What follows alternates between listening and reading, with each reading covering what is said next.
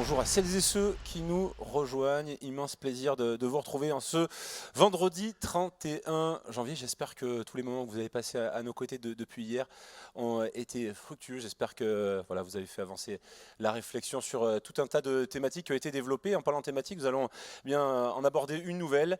Il s'agit du sport. Quel est l'impact sociétal que le sport et que les grands événements apportent sur le territoire? Nous allons y répondre dans quelques instants avec un casting de haute volée, un casting de choix. Je vous remercie d'avoir répondu à notre invitation. Je vous demande s'il vous plaît, mesdames, messieurs, d'applaudir Omar El Zayat pour Paris 2024, Pauline Gamère, directrice du business développement à la Fédération française de football, et Laura Georges, qui était une ancienne footballeuse.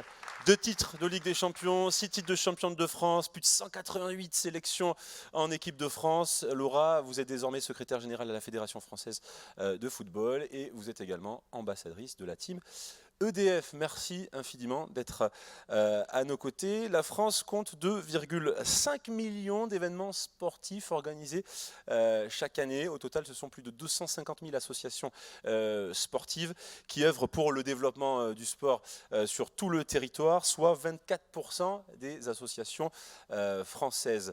28 millions de Français déclarent pratiquer du sport régulièrement. Et puis en France, le marché du sport représente 38,1 milliards d'euros. Voilà pour le décor qui est planté. En premier lieu, on va faire connaissance avec vous pour connaître les entreprises, les structures que vous représentez et le rôle également que vous occupez au sein de ces institutions. Pauline, c'est à vous. Alors, bonjour Pierre, bonjour tout le monde. Moi je suis directrice du business développement à la Fédération française de football. C'est un bien grand mot qui veut dire beaucoup de choses. Je suis arrivée à la base pour repenser un petit peu le rapport entre la fédération et les entreprises. Qui était assez binaire. Hein. C'est vrai qu'une entreprise était soit partenaire de la fédération, soit prestataire de la fédération.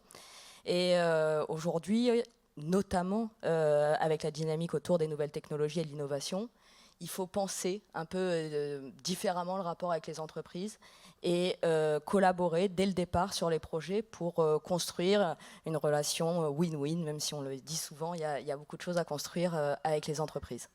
Laura, en quoi consiste le poste de secrétaire général de la Fédération française de football? En quoi consiste également le rôle que vous avez au sein de la team EDF?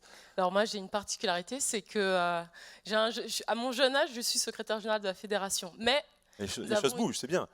Oui, ça bouge, mais en fait nous avons une directrice générale qui elle donne la vision stratégique et économique de notre fédération, ce qui est égal à une secrétaire générale. Moi, dans mon rôle, en fait, j'ai un rôle de communication. Oui. Je représente le président de la Fédération française de football. L'an dernier, j'étais ambassadrice auprès du comité d'organisation de la Coupe du Monde. Et j'ai une particularité, c'est que je fais la promotion et le développement de l'arbitrage féminin. Et après, je peux intervenir auprès de nos ligues, nos districts, pour la promotion du football en général. Mais j'ai une particularité, le football féminin. Et effectivement, j'ai débuté au sein du team EDF en tant qu'athlète du team, puisqu'il y a eu ce partenariat signé avec la Fédération française de football et EDF. Et aujourd'hui, malgré ma fin de carrière, je continue avec le team EDF. Et là, en tant qu'ambassadrice, j'interviens, que ce soit auprès des jeunes pour faire la promotion de ma discipline, mais également au sein de l'EDF, auprès des directeurs d'EDF, pour parler en fait de motivation, parler de comment on se prépare avant un événement important. Donc, voilà. Omar, vous êtes à la tête de la direction de l'innovation pour les Jeux Olympiques de Paris 2024. Et paralympique aussi. Et paralympique. Bonjour, merci Pierre. Bonjour à toutes et à tous. Désolé de vous donner le dos. En fait, je m'occupe de l'intégration de l'innovation au sein du comité d'organisation des Jeux Olympiques et Paralympiques. Et ce que ça veut dire, c'est en gros m'assurer qu'on arrive à travailler avec les différentes directions, les différentes business units qui se trouvent au sein du comité d'organisation pour pouvoir utiliser des process innovants pour pouvoir faire des jeux qui ne sont pas comme les jeux qu'on faisait auparavant, moins chers, plus optimisés, L'objectif de ça, c'est de pouvoir l'inculquer sans être expert dans un domaine spécifique. On travaille avec les directions, par exemple, avec nos engagements en lien avec l'environnement, en lien avec l'engagement avec les territoires, avec le public, etc. Donc c'est d'essayer de coordonner ça de façon 360 en s'assurant qu'on n'oublie pas et qu'il y a une chaîne qui soit un peu oubliée en matière d'innovation dans les process, dans les usages et aussi technologiques. On va revenir sur la French Touch olympique et cette patte que vous allez impulser avec l'organisation de ces Jeux en 2024. On a fait connaissance avec vous, chers amis du public. Je vous invite bien sûr, si vous avez des questions, à nous les poser avec l'application sparkup.live. Première question, elle est assez générique, elle est très large. Quels sont pour vous les exemples d'événements sportifs qui sont les plus emblématiques dans l'intégration du sport et du territoire ? Les événements les plus emblématiques, c'est la première question. Pour vous, l'événement majeur qui incarne cette double problématique. Pauline. Moi, s'il y a un événement que j'adore et qui est un peu dans l'actualité, c'est la Coupe de France. Oui. Si on parle effectivement, complètement. d'un événement qui est sur tous les territoires, qui fait rêver les joueurs amateurs comme les joueurs professionnels, c'est bien la Coupe de France. Il faut avoir en tête que c'est plus de 7000 équipes qui, chaque année, participent à cette compétition. Qui a la particularité, en fait, les premiers tours commencent avant même la finale de la saison précédente, ça commence en mai, c'est 13 tours, c'est tous les territoires, y compris les territoires des dom-toms, et puis c'est toujours des exploits, on le voit encore, on peut féliciter Épinal et Belfort qui vont en quart de finale. On est vraiment sur la compétition telle que moi je l'aime en tout cas, mais je pense que tous les amateurs de sport et de football aiment, parce que c'est une vraie part de rêve. C'est la fête populaire de petits clubs qui reçoivent les grands et qui en plus de ça réalisent des performances exceptionnelles et inouïes. Omar, l'exemple d'événement le plus emblématique qui répondent à ces deux problématiques. J'en ai deux en tête. Y a le premier que j'ai tout de suite comme ça, c'est le Tour de France. Parce que ça change tous les ans et puis les collectivités peuvent candidater, etc. Donc ça crée un grand engouement dans les territoires. Et puis aussi au niveau des Jeux Olympiques, je pense au relais de la flamme, qui est un événement qui engage aussi plein de collectivités dans le pays. Par exemple au Japon, ils vont faire ça dans tout le pays, et donc ça engage fortement la population et le territoire, et pas seulement Tokyo. Le Tour de France qui est l'un des événements les plus médiatisés au monde, troisième événement le plus médiatisé au monde et qui effectivement fait une merveilleuse vitrine de nos régions qui ont du talent. Laura. Alors forcément, je vais parler de notre compétition qu'on a organisée l'été dernier, la Coupe du Monde. Oui. Moi, j'ai eu la chance d'en jouer 3 et être de l'autre côté de la barrière, c'est juste impressionnant tout l'engouement qu'il y a autour de cette compétition. Durant une année, je crois que j'ai passé plus de... environ 5 jours de vol à me déplacer dans tout le territoire métropolitain, mais également dans les dom-toms pour faire la promotion de l'événement, mais également à l'étranger, que ce soit aux États-Unis ou encore en Angleterre, pour faire la promotion de cette Coupe du Monde et de voir en fait toutes les personnes qu'on a impactées pour que cet événement il ait un réel engouement national et mondial. Alors on va justement en reparler, vous incarnez vous-même à vos postes ce marché du sport qui innove, qui est audacieux. Quels sont les projets à date qui sont les plus emblématiques de vos actions? Pauline Gamère, parlons-en, vous êtes la première femme qui a pris les rênes d'une direction sportive d'un club professionnel, c'était avec le Red Star, vous étiez la première femme et en plus de ça, la plus jeune. Si ça, c'est pas un changement. Alors c'est vrai que j'ai eu la chance de le faire au Red Star, vous l'avez pas cité, qui est en plus un club historique, Oui. C'est le deuxième plus vieux club français, après le Havre. C'est un club de Seine-Saint-Denis dans le 93. Et c'est vrai que j'ai eu la chance de commencer là-bas, je tiens à le souligner, parce que souvent on me demande est-ce que ça a été difficile d'être une femme. Alors c'est vrai que c'est une question difficile à aborder, parce qu'il faudrait vivre 2 fois la même vie dans des sexes différents pour voir si finalement il y a une différence. Mais dans un club comme le Red Star, finalement, si on se mettait des étiquettes, on en aurait tous et toutes une. Donc ils ne l'ont pas mis, et c'est vrai que ça a été une expérience très très riche et qui reste pour moi très affective. Et on parle de l'impact sociétal du sport, c'est le cas sur le territoire du Red Star de Saint-Ouen avec les programmes que vous meniez auprès des jeunes. C'est vrai qu'on avait, qui existe toujours, un programme qui s'appelle le Red Star Lab, qui avait vocation à donner accès à la culture et aux disciplines artistiques pour nos jeunes footballeurs et nos jeunes footballeuses. Il y a 2 points là-dessus. Il y a EDA, en effet, une vraie vocation sociale, une conviction sociale de se dire quand on est dans un territoire comme le 93, grâce au football, on peut ouvrir des portes.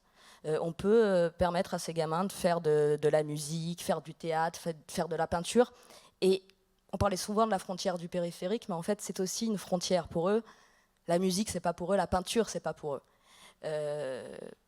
Picasso, c'est une voiture. Mozart, une comédie musicale. Et il faut être capable de casser ces préjugés-là, parce qu'on se rend compte qu'en fait, ils ont une créativité incroyable. Parce que pour comprendre vos propos, pour ceux qui ignorent le Red Star, c'est un véritable impact sur le territoire, et les supporters qui suivent le Red Star sont vraiment des personnes qui sont très impliquées et investies. C'est vraiment un club à part. C'est un club qui se veut à part, en effet, et qui l'est, je pense, depuis très longtemps, qui crée des liens avec les réfugiés, avec la Croix-Rouge, parce que c'est un club qui, comme beaucoup de clubs, se porte et se veut le porte-drapeau d'un territoire. Alors on parlait, Omar, de la French Touch olympique. On va faire des jeux autrement, des jeux peut-être plus intelligents. Parce que déjà 95%, et ça c'est la bonne nouvelle, 95% des sites olympiques sont déjà sortis de terre, ils existent déjà. Parlez-nous un petit peu de ça. C'est une volonté encore une fois, de faire différemment et surtout de ne pas dépenser énormément, d'avoir 95% des infrastructures déjà prêtes, faire vivre l'expérience un peu différemment. Ça, c'est une nouveauté dans la façon d'appréhender les jeux. Et aussi une touche qui est très importante, dont vous posiez la question sur quoi on a mis en place et qui engage, c'est les événements ouverts au grand public. Typiquement, le marathon va être parcouru une fois que les athlètes auraient fini. Le grand public, après, il y a tout un process pour la sélection, mais le grand public pourra y participer et vivre la même expérience que les athlètes en 2024. Quoi de plus qu'universel que effectivement d'ouvrir les épreuves de cette façon-là. Parlons également, bien sûr, des territoires, parce que les jeux ne sont pas parisiens.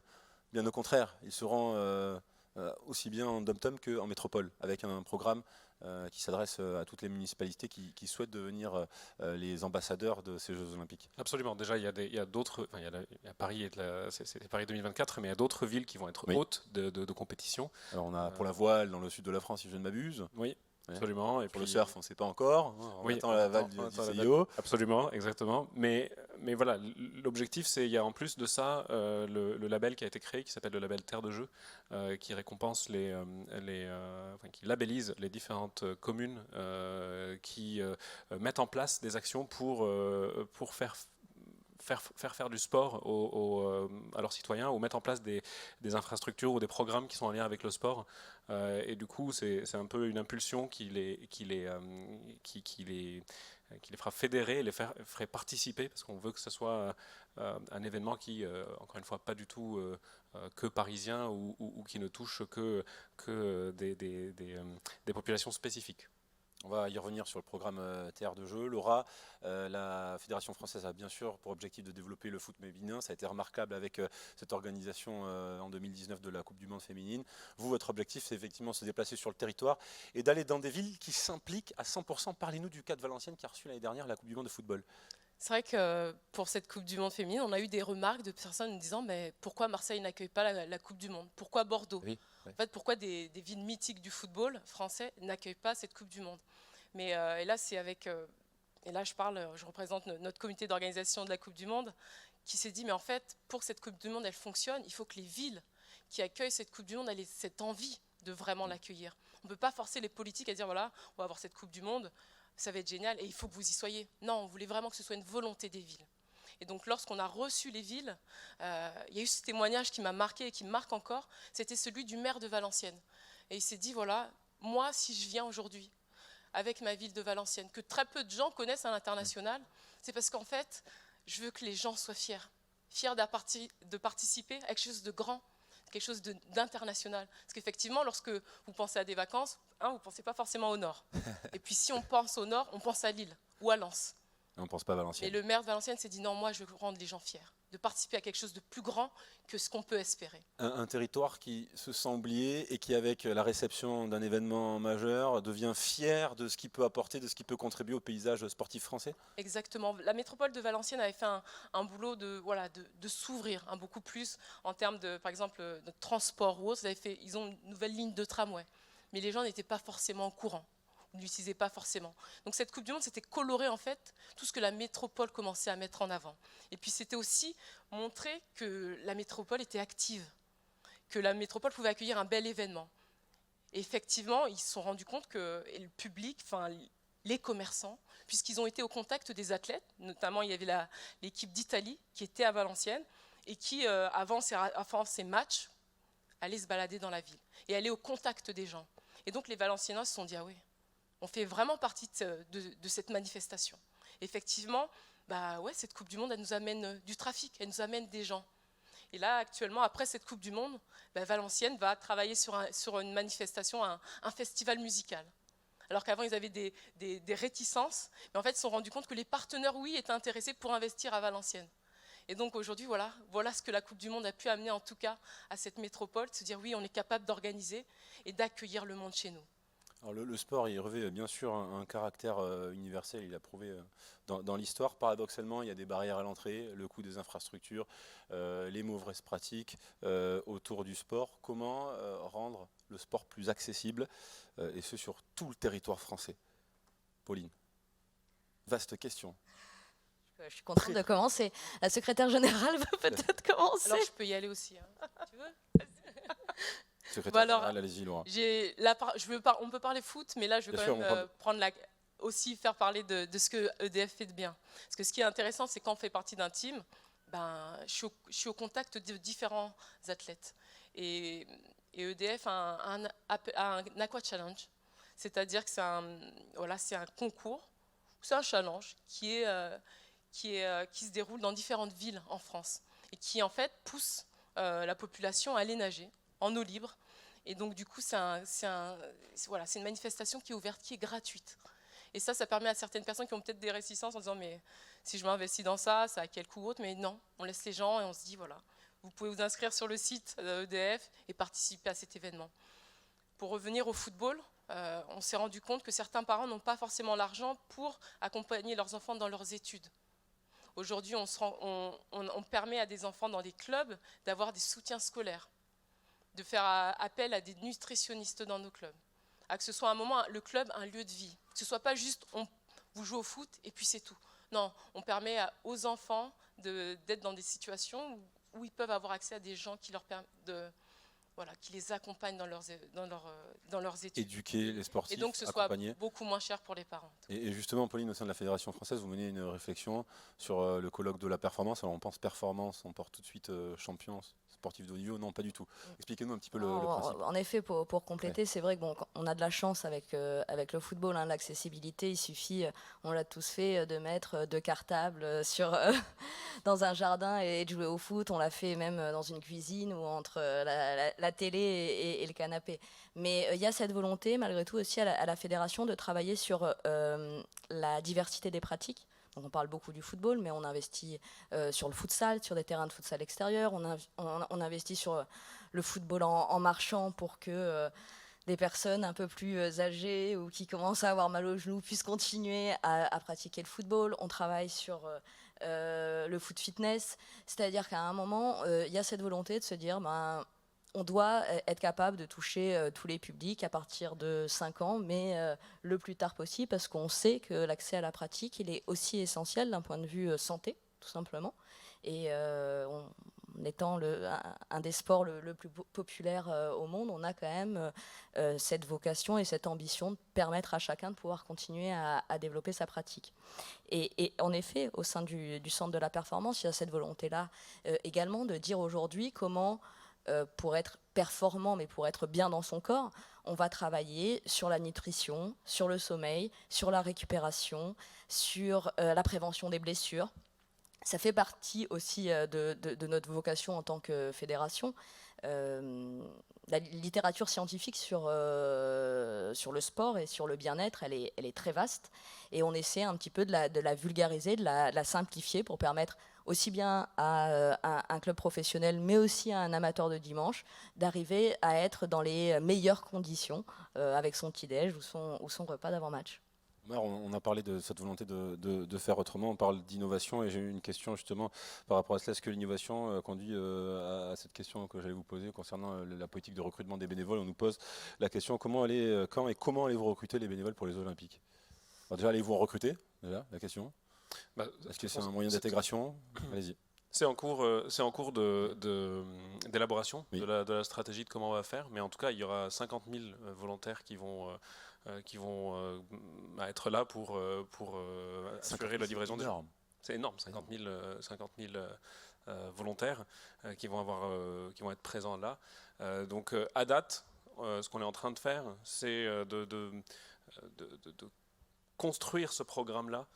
Donc je ne peux pas dire quand est-ce qu'on va commencer le recrutement, ni quel est le procédé, parce que c'est encore en cours de travail en interne. En tout cas, le chiffre est là et montre que c'est une sacrée organisation. 50 000 personnes, rendez-vous compte, c'est la taille moyenne d'une ville française. Autant vous dire qu'effectivement, il va falloir distribuer les postes, les missions.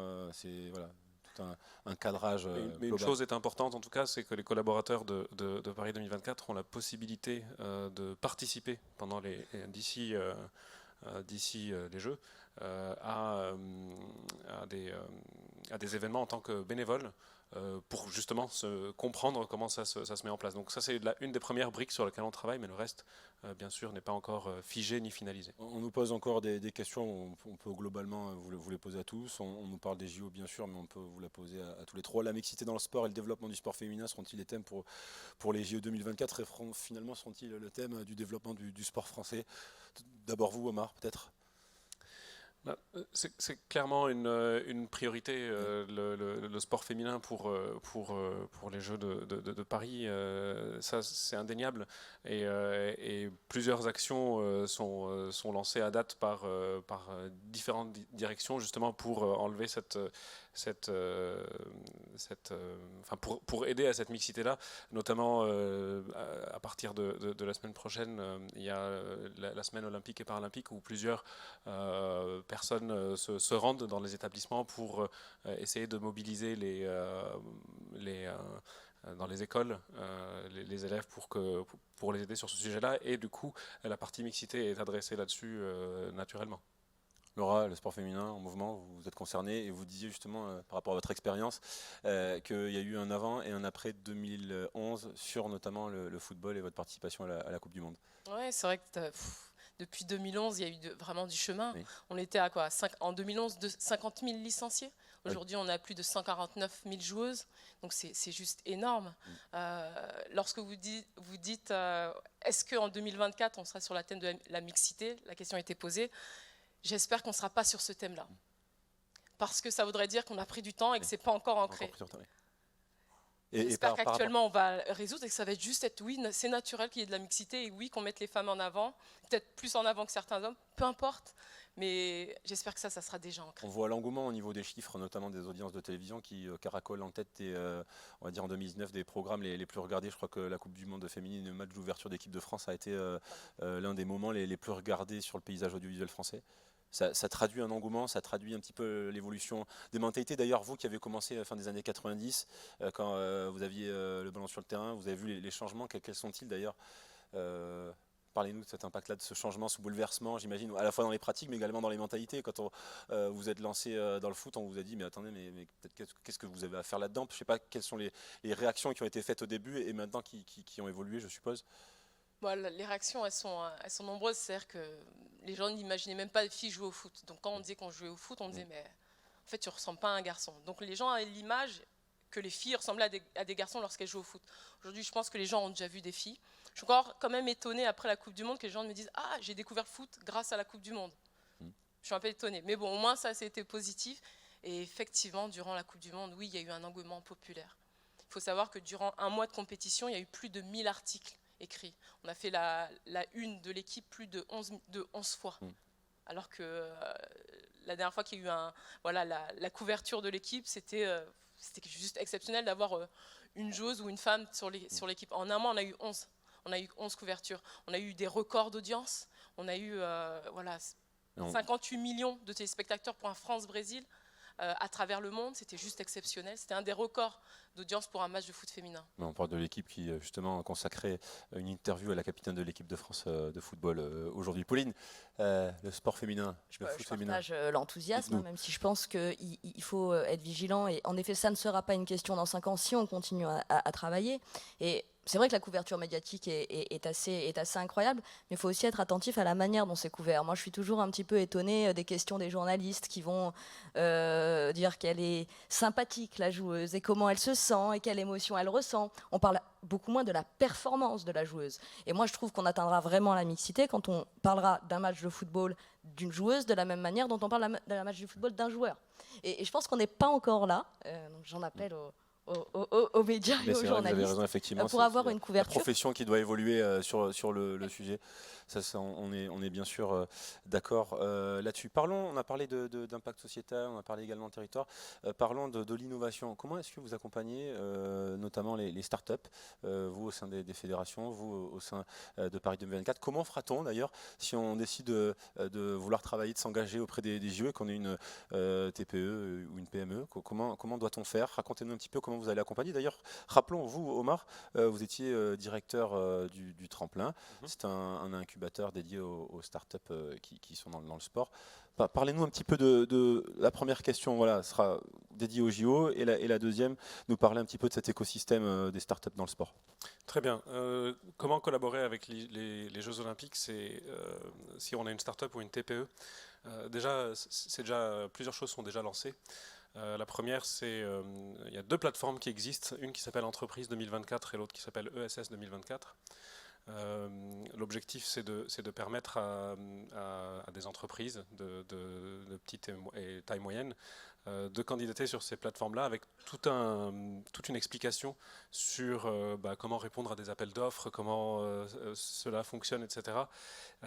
Et en plus, pas plus tard qu'hier, BPCE, un des partenaires de Paris 2024, a lancé son Tour de France pour commencer à expliquer en région comment collaborer, comment pouvoir répondre à des appels d'offres en vulgarisant un peu les procédés, comment ça devrait fonctionner. Donc déjà, à date, ce que je peux dire, c'est que 60% des achats engagés par Paris 2024 aujourd'hui sont ceux qui ont remporté les appels d'offres, 60% d'entre eux sont des TPE et PME. Et en matière d'ESS aussi, parce que c'est quelque chose qui est très important pour nous, on a une cinquantaine d'entreprises ESS qui ont gagné dans l'appel d'offres pour le catering au village olympique. Donc c'est pas quelque chose qui est complètement fermé, qui est réservé uniquement aux grands groupes, etc. Donc ça, c'est déjà un premier pas. Mais nous sommes en train de continuer à avancer là-dessus. Donc ce n'est pas quelque chose qui est complètement fermé, et on a des résultats, des preuves que c'est le cas à date. Parlez-nous de l'écosystème de startups qui innovent dans le sport, puisque je le disais précédemment, vous vous occupiez il y a quelques mois de cela un poste au sein de la direction du Tremplin. Déjà, avant que le Tremplin ne soit né, déjà quand on a commencé à le créer, donc ça c'était vers 2013-2014, il y avait 3 mots qui dérangeaient les gens, c'était innovation, économie et sport. Ça ne pouvait pas être dans la même phrase, ça n'avait pas de sens pour certaines personnes. Et l'écosystème a commencé à cette époque-là. Les personnes se disaient très bien, pour collaborer avec des startups, de toute façon les startups c'est simple, on va leur donner de la visibilité parce qu'ils se nourrissent de ça. Et on va pas les traiter comme des prestataires. Parce que je peux leur apporter ça comme solution, et de toutes les façons ils vivent de ça et de trottinettes et de quinoa, quoi. Or ce n'est pas le cas. C'est pas du tout le cas. Ils ont besoin de se nourrir, ils ont besoin de pas que travailler. du quinoa. Exactement. D'ailleurs, le quinoa commence à être un peu cher, mais bon, ça c'est un autre sujet. Non, mais ce que je voulais dire par là, c'était que il y a cette perception toujours de David et Goliath entre start-up et que ce soit grands groupes ou investisseurs. Et les choses ont vachement évolué sur les 4-5 dernières années. parce qu'il y a eu des preuves, aussi bien en France qu'ailleurs en Europe ou dans le monde, avec des startups dans le sport, qui ont fait beaucoup de changements avec des collaborations publiques-privées, notamment. Enfin, il y a pas mal de choses qui sont mises en place, qui étaient mises en place à l'époque et qui sont encore mises en place à la Fédération française de football, avec la Fédération de tennis, avec plein de grands groupes aujourd'hui s'intéressent à ça et commencent à même monter des fonds. Comme ce que fait BPCE par exemple, et puis EDF aujourd'hui travaille avec le programme Pulse. Partenaire des Jeux Olympiques également. Absolument, avec le programme Pulse pour essayer de sortir de terre des innovations qui vont dans le sens des énergies vertes, des énergies propres, etc. Et ils ne se disent pas je vais juste copier des idées que je vais voir à droite, à gauche. Cette mentalité a complètement changé. Donc l'écosystème est en train de grossir considérablement et l'économie, en tout cas sur la partie innovation dans le sport, a complètement a été bouleversée sur les années précédentes, et surtout on voit de plus en plus d'incubateurs et d'initiatives dans l'innovation dans le sport qui a ouvert un peu partout en Europe et dans le monde. Pauline, la question, la Fédération française de football, à travers votre direction, travaille-t-elle? Accompagnez-vous des startups? Oui, c'est un enjeu majeur. On organise d'ailleurs dans une semaine les trophées de l'innovation pour récompenser les startups innovantes dans le monde du sport. C'est la 2e édition. Et on porte cette volonté à la fédération et notamment dans le centre de la performance de travailler avec les startups pour l'amélioration des produits. En fait, on a souvent constaté que les entreprises créaient un produit et allaient après le proposer aux fédérations, aux clubs, aux hommes de terrain. Nous, la volonté qu'on a à la fédération, c'est de travailler avec eux, avec les startups, avec les chercheurs, avec les hommes de terrain pour identifier le besoin et créer le produit ensemble. Et je pense que l'avenir est là, c'est-à-dire de réussir à marier les mondes, les chercheurs, les entraîneurs et les startups pour penser ensemble les solutions qui permettront d'améliorer la performance demain. Alors Laura, vous avez une double casquette, hein, on le disait, vous êtes ambassadrice de la team EDF, vous êtes également secrétaire générale de la Fédération française de football. C'est un moyen également d'aller attirer un petit peu l'attention auprès des partenaires privés et leur dire, regardez, on peut mettre en place des choses. On parlait de l'EDF Aqua Challenge précédemment, c'est un moyen également de driver un petit peu les initiatives privées, publiques, pour un seul et unique but, la promotion du sport. Ouais, c'est sûr que c'est toujours un moment, là vous parlez du EDF Aqua Challenge, c'est vrai que c'est aussi attirer l'attention par rapport à certaines villes, territoires, de se dire voilà, il y a tel événement, on a besoin de votre soutien, on le fait ensemble en fait. Parce que l'événement, on ne peut pas se dire on va le faire tout seul. Là, sur ce cas-là, EDF est partenaire de la FFN, la Fédération française de natation, oui. Et intervient sur différents territoires, sur différentes villes plus ou moins populaires. On va parler de Quiberon ou de Martigues, là encore Paris quand même qui est très populaire, et d'emmener en fait un public tous ensemble autour d'un projet, voilà, pour développer et faire cette promotion dans ce cas-là de la natation en eau libre, voilà, pas forcément la discipline à laquelle on pense, forcément, voilà, mais d'amener tout le monde sur le même projet, le sport, les partenaires, les villes, tous ensemble. On a dit que le sport avait forcément un impact sociétal, un impact également sur le territoire. On va se séparer dans quelques instants et conclure ces débats. L'évolution, l'éducation des mentalités, c'est le leitmotiv et ce qui revient régulièrement dans vos propos. Quels sont les derniers instants que vous voulez partager avec nous avant de conclure cette table ronde dédiée au sport? Pauline? Je pense qu'il faut jamais oublier en effet la responsabilité sociale qu'on a, parce que quand on touche à ce qui passionne les gens, on a une responsabilité à cet égard. Et on parle bien sûr des ambassadeurs, c'est d'abord ceux qui sont sur le terrain, hein. C'est les joueurs, c'est les joueuses qui ont ce rôle d'idole, hein, d'identité. Aujourd'hui, les jeunes, ils vont s'incarner à travers eux. Et on a le rôle, en effet, de s'assurer de transmettre les bons messages. Il faut des icônes, des modèles qui n'incarnent pas de mauvais exemples. Dans le foot, c'est pas tout le temps évident. Autant avec les femmes, je pense que c'est plus facile qu'avec les hommes. Parce qu'elles sont sympathiques, hein, elles ont des émotions, tout ça, ouais. tout ça. Ouais. Non, mais au-delà, effectivement. Pas les bons. Non, mais pour en revenir à des choses très sérieuses, parlons effectivement de. On a une équipe de France et championne du monde et oui. exemplaire. Exemplaire. Omar? Chose qui est très important, c'est qu'est-ce que ça va laisser comme héritage, ce type d'événement, notamment sur la partie pratique sportive. Parce qu'aujourd'hui, on parle beaucoup, mais en fait, il y a quand même quelques éléments qui sont alarmants sur la sédentarité. Oui. Et justement profiter des grands événements sportifs qui inspirent les jeunes à vouloir faire plus de sport. Et du coup, si on travaille plus dans le secteur du sport et qu'on pousse plus l'économie du sport pour que des choses se développent là-dedans, et cette lutte contre la sédentarité va jouer sur beaucoup de choses en matière de santé publique. Et donc je peux facilement, enfin ça résonne beaucoup avec une des valeurs chez nous que le sport change les vies. C'est tout le problème du déclaratif, parce qu'en préambule, je ne sais pas si vous vous souvenez, j'ai annoncé 28 millions de Français qui déclarent pratiquer le sport. Effectivement, paradoxalement, à côté de cela, il y a aussi un gros problème de sédentarité. Mais 28 millions et le reste de la population. Oui, en plus de cela. Puis, sont-ils 28 millions à le pratiquer? C'est toute la question. Laura? Mon message serait, en fait, souvent j'entends les gens dire oui, mais ça va coûter de l'argent. Les gens pensent souvent au coût et ne se rendent jamais compte de l'impact qu'un sport et que le sport et que l'organisation d'événements peut apporter aux gens. Quand on parle de, là on va parler des Jeux Olympiques, les gens se disent oui, mais ça va nous coûter cher. Les gens ne se rendent pas compte de ce que ça va leur apporter humainement, ce que ça peut apporter à leurs enfants. Sur les déplacements que j'ai pu faire durant la Coupe du Monde et sur l'ensemble des événements que je fais, même à l'international. Dernièrement, j'étais encore au Liban ou en Égypte. Ce que le sport apporte aux gens et aux jeunes, il y a très peu d'autres activités qui touchent les gens, qui ramènent les gens autour des gens, enfin qui rassemblent les gens, sans parler de culture ou quoi que ce soit. Le sport rassemble les gens. Et ça n'a pas de prix.